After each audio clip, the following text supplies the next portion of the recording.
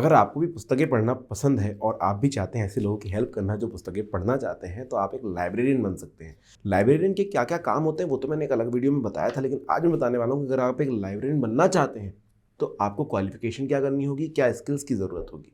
तो चलिए शुरू करते हैं इस वीडियो को। सबसे पहले क्वालिफिकेशन बताऊँगा। हम आखिरी में बात करेंगे कि भाई सैलरी कितनी होती है, बट क्वालिफिकेशन जानते हैं तो सबसे पहले आपको बता दूं भाई 12th पास करना और एक बैचलर्स की डिग्री होना एक लाइब्रेरियन बनने की पहली शर्त है। मतलब आपके पास कम से कम एक बैचलर्स डिग्री होनी ज़रूरी है। अब ये डिग्री किन चीज़ों में हो सकती है, तो ये डिग्री आप कर सकते हैं bachelors in library and information science में, जो कि आपको हेल्प करेगी। पहली तो आपने लाइब्रेरी के बारे में पढ़ाई कर ली, किस तरीके से करना, कैसे ऑर्गेनाइज रखना, कैसे मैनेज करना है, और दूसरा आपने इन्फॉर्मेशन साइंस के बारे में भी जान लिया। ये सबसे ज़्यादा पॉपुलर कोर्स है जो कि लाइब्रेरियन बनने वाले लोग करते हैं। ये अलीगढ़ यूनिवर्सिटी आप कर सकते हैं, जिसके लिए आपको एंट्रेंस एग्जाम की भी ज़रूरत पड़ेगी। इसके अलावा सिंपल बैचलर्स इन लाइब्रेरी का कोर्स भी होता है, वो भी आप कर सकते हैं। अगर आपका बैचलर्स कंप्लीट हो गया है तो आप मास्टर्स इन लाइब्रेरी कर सकते हैं, जिसको masters of library and information science कहा जाता है, या फिर आप MPhil in library and information science कर सकते हैं। और अगर आपको और पढ़ने की इच्छा है तो आप पीएचडी भी इसमें कर सकते हैं। सो बेसिक रहेगा कि आपके पास कम से कम एक बैचलर्स की डिग्री हो। अब हम बात करेंगे उन चीज़ों की जो कि आपको हेल्प करेगी एक अच्छा लाइब्रेरियन बनने के लिए, यानी कि लाइब्रेरियन की स्किल्स। तो एक लाइब्रेरियन के लिए सबसे पहली चीज़ होती है कि भाई उसके अंदर ऑर्गेनाइजेशनल स्किल्स हों। आप समझ सकते हैं कि बहुत सारे अलग अलग कंपार्टमेंट जिनके अंदर अलग अलग बुक्स रखी हुई है, अलग अलग रैक्स जिनके अंदर बुक्स रखी हुई है, इन बुक्स को अच्छे से मैनेज करना, ऑर्गेनाइज रखना। आपने हमेशा लाइब्रेरी में जब भी आप प्रवेश किए होंगे आपने देखा होगा कि भाई हर एक बुक का एक प्रॉपर प्लेस होता है, वो उस तरीके की जॉनर की बुक्स के साथ रखी होती है। तो ये जो ऑर्गेनाइज किया गया है एक लाइब्रेरियन के द्वारा किया गया है, जिसके अंदर वो स्किल थी। अगर आप भी एक लाइब्रेरियन बनना चाहते हैं तो आपको ये सीखना ज़रूरी होता है। अगली बहुत ज़्यादा ज़रूरी चीज़ है कम्युनिकेशन। एक लाइब्रेरी के अंदर अलग अलग प्रकार के बहुत सारे लोग आएंगे, स्टूडेंट्स आएंगे, जिनको आपको समझाना होगा। अगर वो उन्हें किसी प्रकार की ज़रूरत है, किसी बुक को ढूंढ रहे हैं, तो आपको उन्हें समझाना होगा किस तरीके के रैप में वो मिल सकती है। तो यहाँ पर कम्युनिकेशन बहुत ज़्यादा ज़रूरी आपके लिए हो जाता है। तो एक अच्छा लाइब्रेरियन होने के लिए कम्युनिकेशन की ज़रूरत होगी। बहुत बार ऐसा भी कहा जाता है कि भाई एक बुक के बारे में आपसे पूछा जा सके, आप एक लाइब्रेरियन हैं तो कोई आकर के आपसे बुक की थोड़ी सी रिव्यूज़ जान रहा है, और क्योंकि आप लाइब्रेरियन हैं तो आप वहाँ पर, तो अगर आपको पता है तो आप वो बुक के बारे में एक्सप्लेन कर सकते हैं, समझा सकते हैं कि क्या सही होगी। बहुत बार ये भी होता है कि नौसिखिए आते हैं कि भाई हमें नहीं पता कि क्या पढ़ना है, तो आप सजेस्ट कर सकते हैं ऐसे समय पर। तो जब कम्युनिकेशन अच्छा होता है तो आप बहुत ज़्यादा लोगों के साथ अच्छे से इंटरेक्ट भी कर पाते हो और उनकी हेल्प भी कर पाते हो एज अ लाइब्रेरियन।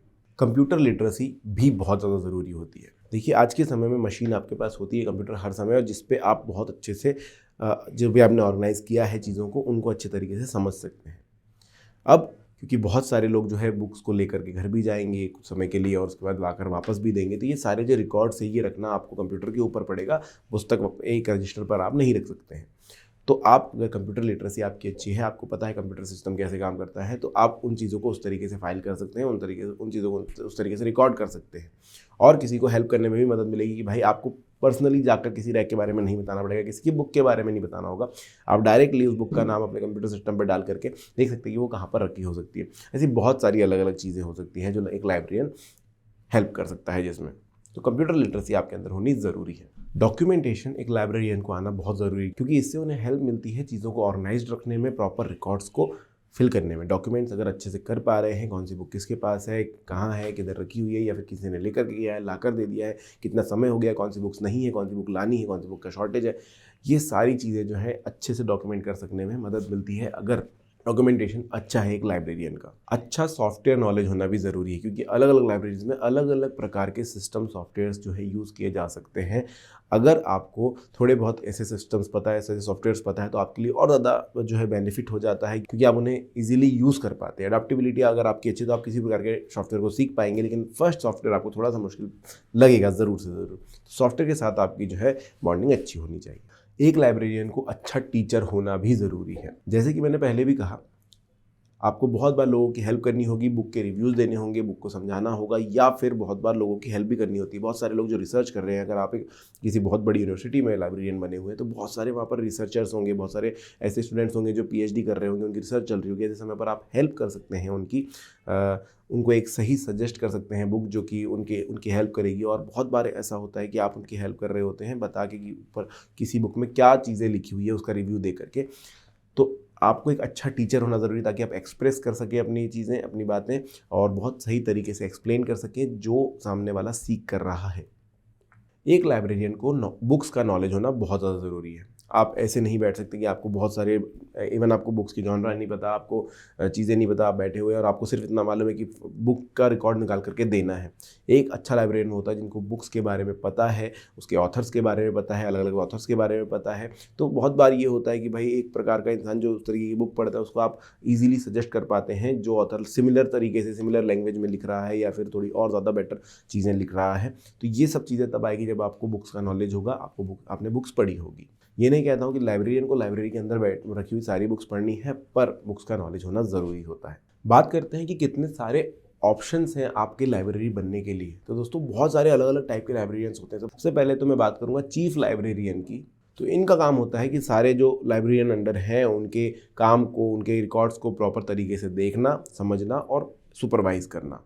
इसके अलावा लाइब्रेरी असिस्टेंट भी होते हैं। जब आप इनिशियली लेवल पर किसी लाइब्रेरी में जॉब के लिए जाएंगे तो आप असिस्टेंट की तरह भी काम कर सकते हैं, जिनका काम होता है कि भाई प्रॉपर रिकॉर्ड्स रखो, कौन सी बुक किनके पास है, तो बुक्स की कितनी शॉर्टेज है, बुक्स कितनी हमारे पास अवेलेबल है, डेस्क पर बुक्स तो नहीं रखी हुई है, इसका ध्यान देना। इसके अलावा अगर लोगों ने ज़्यादा समय तक बुक होल्ड करी तो उसको फाइन करना, जब लोगों ने बुक वापस करी तो उसको प्रॉपर शेल्फ में ले जाकर रखना और नए मटेरियल को प्रॉपर तरीके से ऑर्गेनाइज करने में हेल्प करना। ये सारे काम जो है लाइब्रेरी असिस्टेंट के आ जाते हैं।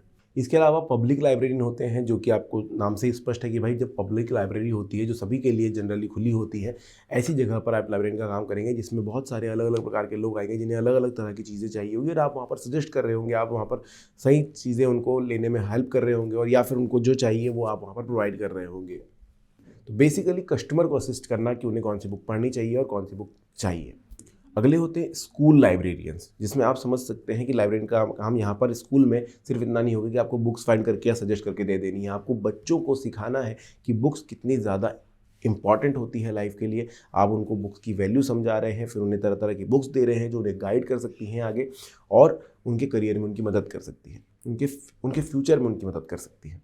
तो एज अ स्कूल लाइब्रेरियन आपको समझाना होता है कि भाई आप कैसे बुक्स को रीड करेंगे, आप कैसे उनके नॉलेज को इस्तेमाल कर सकते हैं, कैसे आपको धीरे धीरे पढ़ना है, कैसे उनकी पढ़ने के प्रति रुचि डेवलप करनी है और लाइब्रेरी के स्टैंडर्ड्स को कैसे मेंटेन करना है। क्योंकि बच्चे हैं, उन्हें नहीं पता होता, तो आप सिखाएंगे कि जब वो बाहर कहीं लाइब्रेरी में जाए तो उस तरीके से स्टैंडर्ड्स को मेंटेन करें।